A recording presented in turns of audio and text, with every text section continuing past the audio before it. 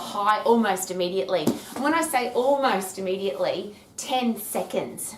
The phosphate system of the human body, the body's decision-making system for get the hell out of there because you're under threat, somebody's trying to kill you, something's trying to kill you, you could die. Your body goes into immediate response, and that immediate 100% effort lasts for 10 seconds. And that's where we get the chemical changes, the I feel fantastic in my head change, my body gets fitter and stronger faster because I'm working at 100% effort. So why do we force people or suggest for people or preach at people or tell people that they have to exercise for more than 10 seconds? And it's a question I've been asking passionately, obviously, for a really long time, because I feel I've got the right to ask the question because I've been the person that did the long distance exercise. I did the 1 hour, 2 hour walks. I did the 45-minute classes. I've run 21 marathons, 17 half marathons, and I've busted my body from overuse injury, wearing out my joints, and probably the worst thing, getting bored. To go out for a really long time where you're doing your exercise because you have to, not because you want to. And I share that because I thought I had to do long exercise to get a result. And that's because I didn't learn my anatomy and physiology. That's because I didn't learn my body systems, what they are and what they do and how they operate.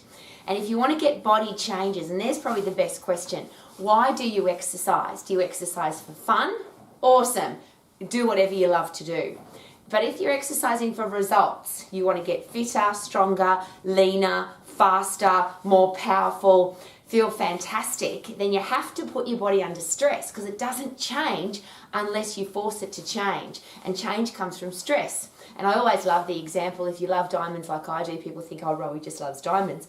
I love the concept of the diamond. It used to be a black rock or a brown rock, just a rock. Put it under pressure and it becomes the most sparkly, expensive, beautiful piece of rock in the world. That's how I view the human body. We can just be ordinary. Or if we put ourselves under pressure, physically and mentally, we get the chemical changes that turn us into something that's significant.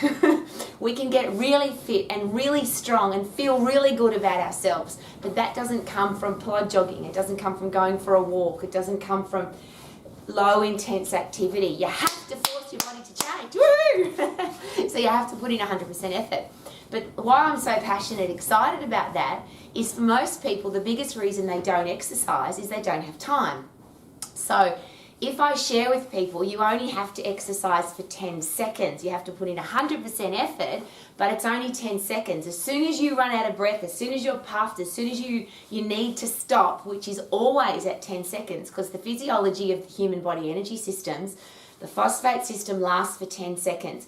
You can't go at 100% for longer than 10 seconds. And as I always share, please have a look at running races at particularly Olympic Games, Commonwealth Games, World Championship athletic events. The 100-metre sprint is always around about the 10 seconds or just a little bit under, and those people are going at 100% effort. Everything after that is a pace race. And it's interesting because I've just watched the 800-metre races where they do 2 laps of an athletic stadium.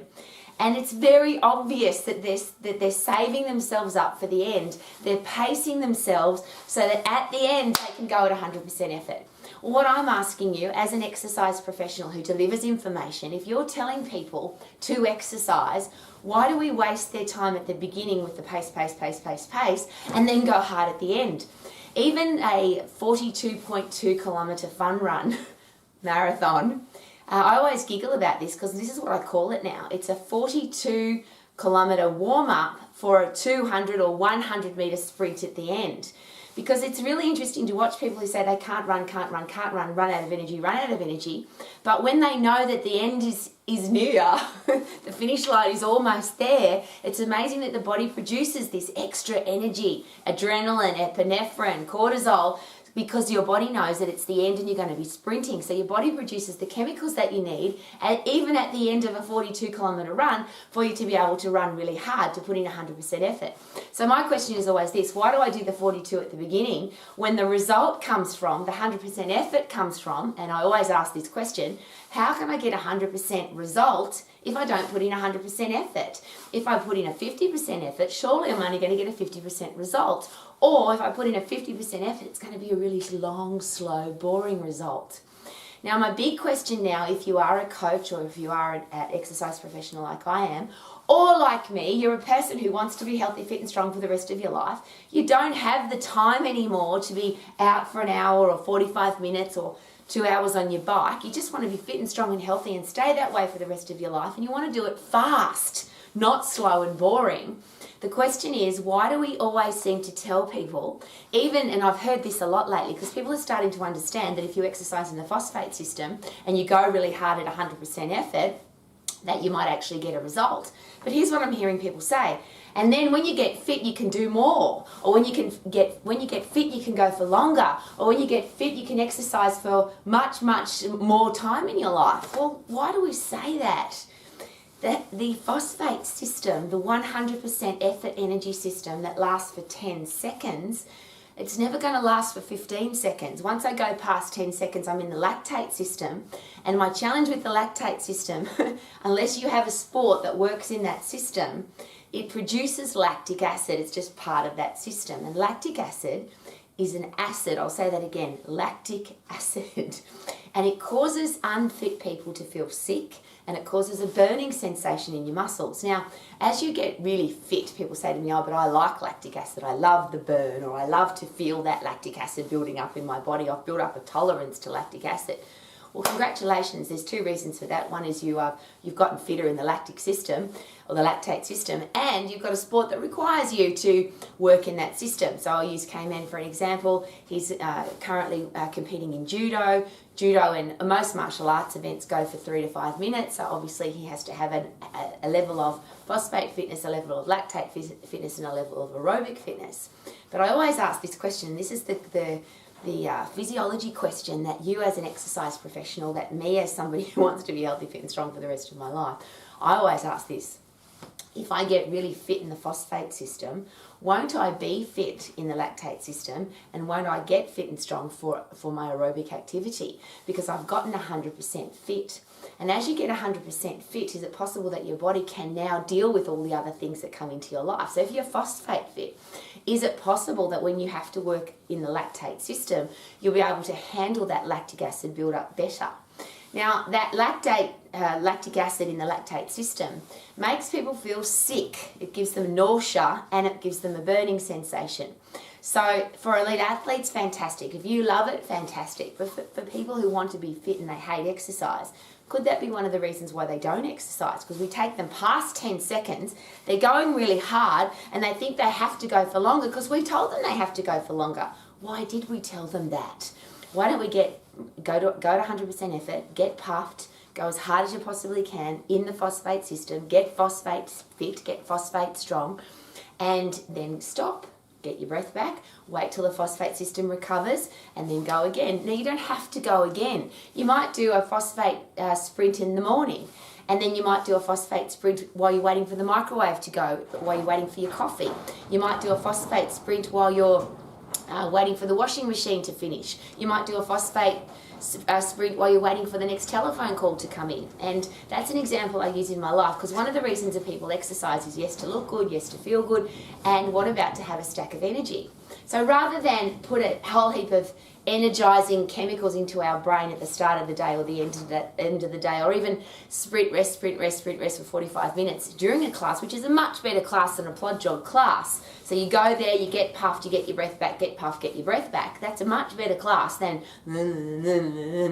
but I'm just getting one injection of the chemicals that make me feel good.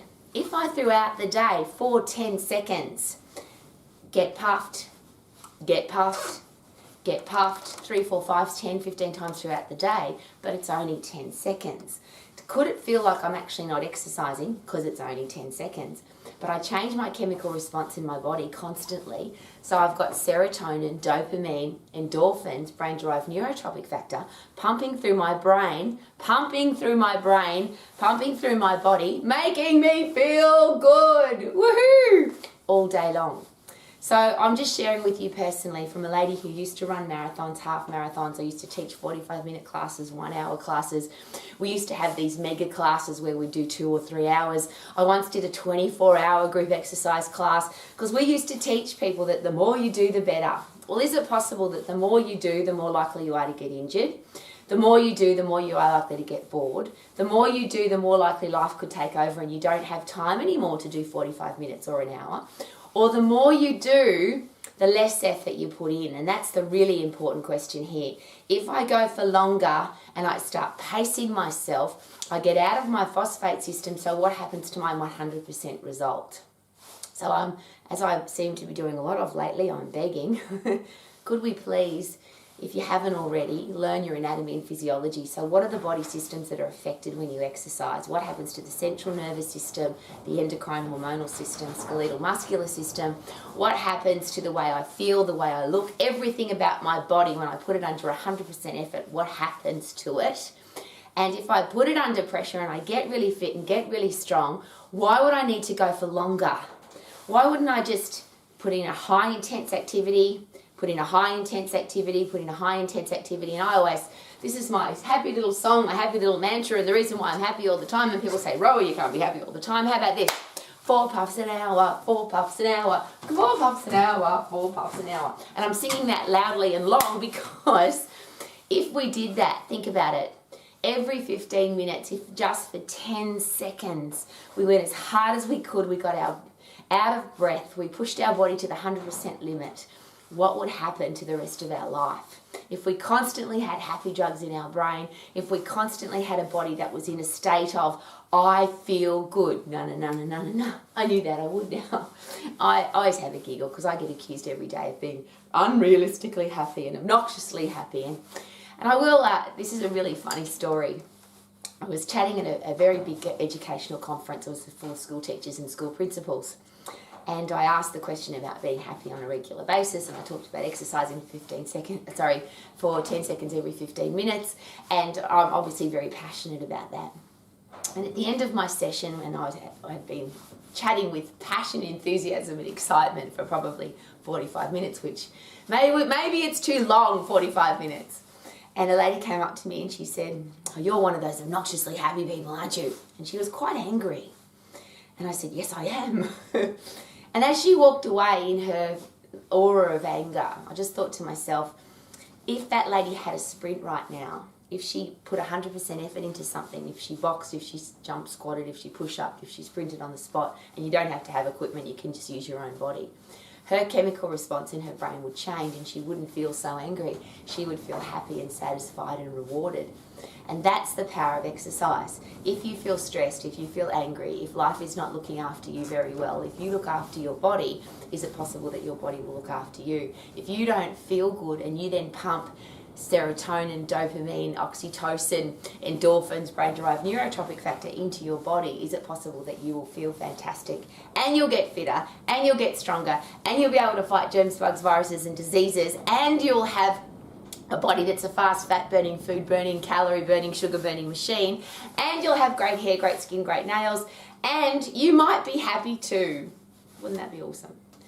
10 seconds. Let's not force people to try and do longer or more. Let's get people to exercise intensely for 10 seconds at 100% effort and turn their body into a high-performance machine. My name's Rowie. Thank you so much for coming to Romax, and I would love you to live your life to the max. So if you've got people in your life who you think need to exercise or want to exercise but they haven't got time, or they've had a really terrible experience with exercise because it's long and boring and monotonous and it's hurt their joints, maybe, because we're on YouTube, please maybe share this video with them. This is a very special thing we do every day. Come visit me at Romax every day because I'm here every single day to give you the best tips possible shared with me from the experts in the world on how to be healthy, fit and strong for the rest of your life, how to help the people in your life to be healthy, fit and strong, how to have a career or business that you love, how to be financially free, and how to have great relationships, not just with other people, but the most important one, the relationship with yourself. May we all live life to the max. I feel good, na na na na na na na. I knew that I would now, because I get puffed every 15 minutes for 10 seconds. Woo!